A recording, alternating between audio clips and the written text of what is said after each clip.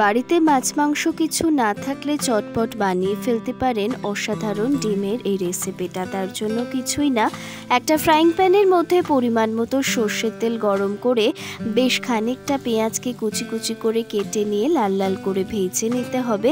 তার মধ্যে দিয়ে দিতে হবে স্বাদ মতো নুন। এরপর টুকরো করে কেটে রাখা টমেটো দিয়ে ভালো করে নাড়াচাড়া করতে হবে। দিতে হবে হলুদ গুঁড়ো আর লঙ্কা গুঁড়ো দিয়ে ভালো করে টমেটো আর পেঁয়াজকে তেলের সঙ্গে ভেজে নিতে হবে। তারপর দিয়ে দিতে হবে আদা বাটা আর রসুন বাটা।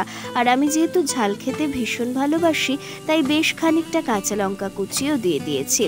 আলু সেদ্ধ হবে কি হবে না সেই জন্য আলুটা সামান্য সেদ্ধ করে নিয়েই তারপর এতে দিয়েছি। তারপর আর কিছুই না, খুন্তি দিয়ে খুব ভালো করে আলুর সঙ্গে পেঁয়াজ টমেটো মশলাকে মাখিয়ে নিতে হবে। মাঝখানটা একটু ফাঁকা করে তারপর 3টে ডিম ভালো করে ফেটিয়ে নিয়ে এর মধ্যে দিয়ে দিয়েছি। তারপর একটু রং হওয়ার জন্য দিয়েছি কাশ্মীরি লঙ্কার গুঁড়ো। বেশ ভালো করে খুন্তি দিয়ে নাড়াচাড়া করে নিতে হবে। তারপর যখন দেখবেন বেশ খানিকটা শুকিয়ে এসছে তখন নামানোর আগে ওপরে কাঁচা সর্ষের তেল দিলেই তৈরি হয়ে যাবে অসাধারণ এই ডিম চচ্চড়ি। আমরা ডিম খেতে অনেকেই ভালোবাসি, কিন্তু কিভাবে ডিম রান্না করব সবসময় বুঝতে পারি না। একবার এই পদ্ধতিতে রান্না করেই দেখুন, দেখবেন কত সুন্দর খেতে লাগে।